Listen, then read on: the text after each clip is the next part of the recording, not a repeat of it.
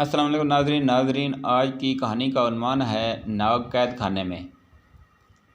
उधर सराय के बाहर देगें पक कर तैयार हो चुकी थीं। नाग के हुक्म से गरीबों में खाना तकसीम हो रहा था। एक लंबी लाइन लगी हुई थी और गरीब लोग खाना खा रहे थे, नाग को दुआएं दे रहे थे। नाग दुआएं का तो कौड़ा यहूदी भी दे रहा था। 3000 सिक्कों का नफ़ा जो मिलना था वो टैनी मुर्ग की तरह गर्दन अकड़ाए इधर उधर देख रहा था। उसी वक्त जोरी रोमन कैप्टन और सिपाही आ पहुंचे। कैप्टन ने कड़क कर कहा, अबे यहूदी, तुम अपने सराय में हुकूमत के बागियों और चोरों को पनाह देते हो। यहूदी ने कमती आवाज़ में कहा, सरकार, मैं तो हुकूमत का वफादार हूँ, मेरी सराय किसी बागी का क्याम करने के लिए नहीं है। कैप्टन ने तलवार लहराई और गिरज कर बोला, बकवास करते हो। चंद घंटे पहले तुम्हारी सराय में जो अमीर आदमी आकर ठहरा है वो शाही खजाने का चोर है।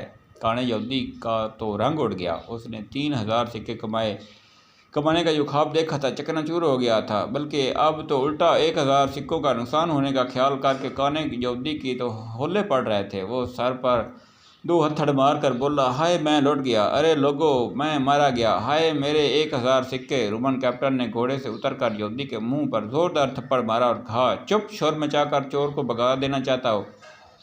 यहूदी का तो वही हाल था कि सांप के मुंह से छिछुरदी निकली और वो एक तरफ खड़ा होकर हंसने लगा।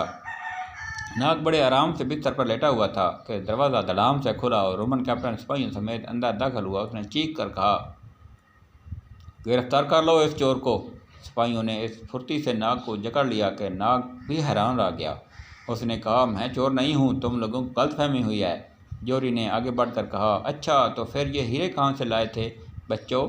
जब कैद खाने में मार पड़ेगी तो सब बता दोगे। रोमन सिपाही नाग को गिरफ्तार करके चल दिए।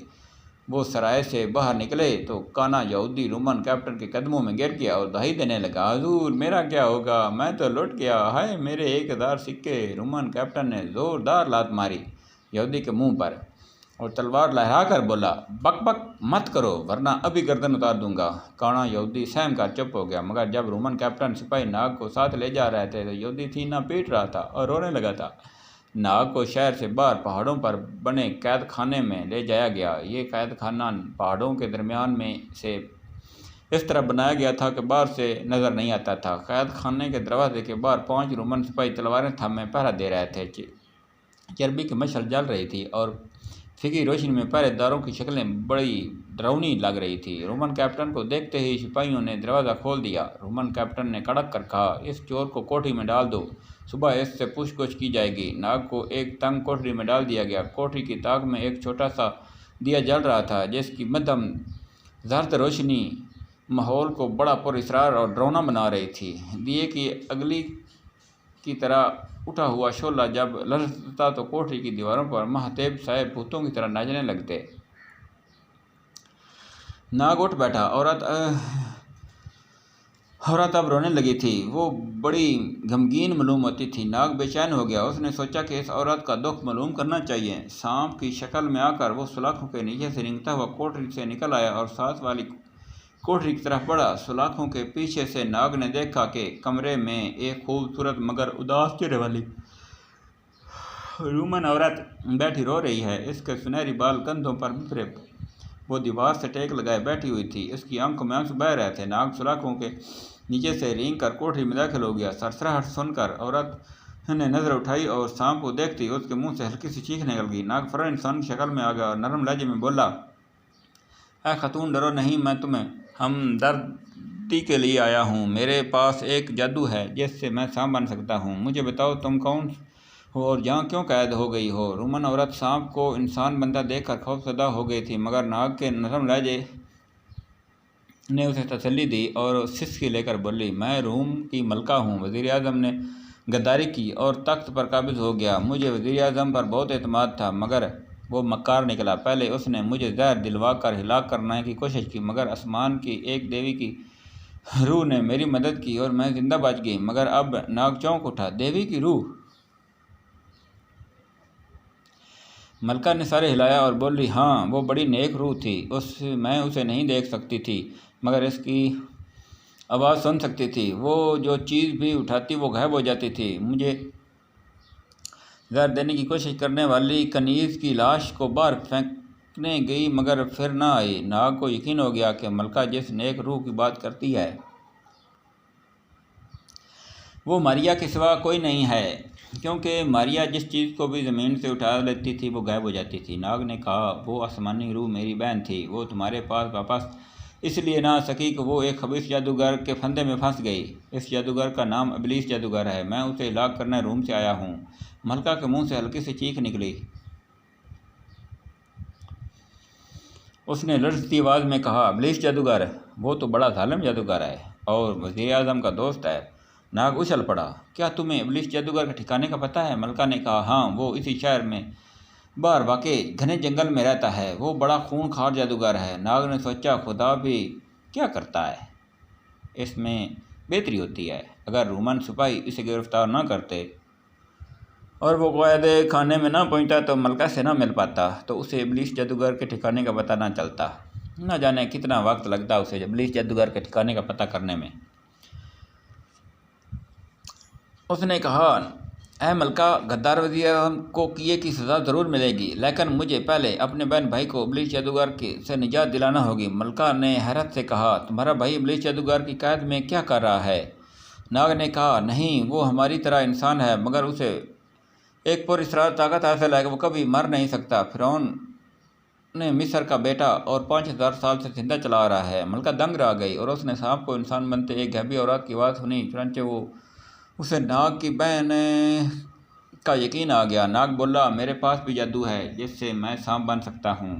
मैं बाहर जा रहा हूँ ताकि पहरेदारों से निपट सकूं। उसने सांप का रूप बदला और सुलह उसके नीचे रेंगता हुआ कोठरी से निकल आया। तेजी से ज़मीन पर रेंगता हुआ नाग दरवाजे की तरफ बढ़ा। दरवाजे के पास एक सिपाही लेटा ऊँग रहा था। जब उसने किसी कौम के सिपाही रातों को पहरा पर चौक चौबंद होने की बजाय ऊँगना शुरू कर दें तो इस कौम पर दबाल आ जाता है और इनकलाब आने लगते हैं। रूम में भी यही हो रहा था। नाग ने सिपाही की टांग पर डांस लिया। सिपाही को यूं महसूस हुआ जैसे किसी मच्छर ने काटा है। वो करवट बदल कर लेट गया, मगर फौरन ही उठ बैठा।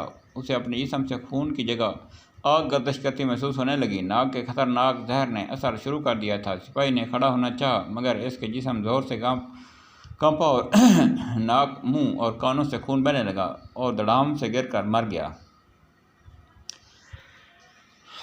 3 पहरेदार दरवाजे के दूसरी तरफ कमरे के कुर्सियों पर बैठे थे, ऊँग रहे थे। इनकी तलवारें ज़मीन पर पड़ी थीं। नाग ने इन तीनों को बारी बारी हमेशा नींद की गहरी नींद सुला दिया। पांचों और आखिरी पहरेदार सिपाही दरवाजे पर से कुछ फासले पर 2 लकड़ी जलाए बैठा था। नाग ने अब उसकी तरफ रेंगना शुरू किया, मगर सिपाही ने उसे देख लिया और सांप का शोर मचाते हुए तलवार से वार किया। नाग खुशकिस्मत निकला और ज़रा वार टेढ़ा पाकर वो उससे बच निकलने में कामयाब हो गया। सिपाही सांप का शोर मचा जा रहा था, मगर उसने पुकार को कौन सुनता। बाकी सिपाही तो मौत की नींद सो चुके थे। पहाड़ों में बना यह खुफिया कैद खाना था जिसका इल्म सिर्फ वज़ीर आज़म और उसके जासूस आदमी को था। यही वजह थी कि सिर्फ 5 सिपाही इस पहरे पर मुकर्रर थे। सिपाही मुसलसल वार किए जा रहा था। नाग ने सोचा कि अगर वो सांप की शक्ल में रहा तो मारा जाएगा, लिहाजा किसी ऐसे जानवर का रूप बदलना चाहे जिसे तलवार का एक आध वार पड़ भी जाए तो ज़्यादा जख्मी ना हो। ऐसा जानवर हाथी ही हो सकता था, लिहाजा सांप फौरन हाथी बन गया। सिपाही ने वार करने के लिए तलवार सर से ऊपर उठाई हुई थी। उसने जब भी लंबे दांतों वाले इस खौफनाक काले हाथी को अपने सामने देखा तो तलवार उसके हाथ से गिर पड़ी। उसने आंखें मलकर देखी कि कहीं ये ख्वाब तो नहीं देख रहा, मगर हकीकत थी। हाथी जोर से चिंगाड़ा और सिपाही को सूंड में लपेट कर दीवार से दे मारा। सिपाही के हलक से जोरदार चीख निकली और जिस्म की हड्डियां चकनाचूर हो गई थीं। नाग ने फिर से सांप की शक्ल बदली और वापसी का सफ़र कर शुरू कर दिया। मलका की कोठरी के बड़ा दरवाज़ा लटक रहा था। नाग ने फुंकार मारी और ताला पिघल गया। नाग इंसानी शक्ल में आ गया और बोला, ऐ मलका, मैंने 5 सिपाहियों को ख़त्म कर दिया है। अब यहाँ कोई नहीं आया, यहाँ से निकल चलते हैं। अब कोई ऐसा वफादार वज़ीर आज़म है जिसके पास आप चंद दिन पोश रह सकें? मलका ने कहा, हाँ, इन हालात में मैं किसी वज़ीर पर भरोसा नहीं कर सकती। हाँ, शहर में मेरे मरहूम वालिद के एक दोस्त लिपियासी रहते हैं। वो मुझे बेटी की तरह चाहते हैं। वो मेरी ज़रूर मदद करेंगे। नाग ने अस्तबल से 2 घोड़े निकाले। ये घोड़े इन सिपाहियों के थे जिन्होंने नाग ने ख़त्म कर दिया था। मलका की तरफ से मुतमिन होकर नाग जंगल की तरफ चल दिया। रात खामोश और वीरान थी। उस ज़माने में आज की तरह रेलगाड़ियों, मोटरों और हवाई जहाज़ों की आवाज़ नहीं आ रही थी।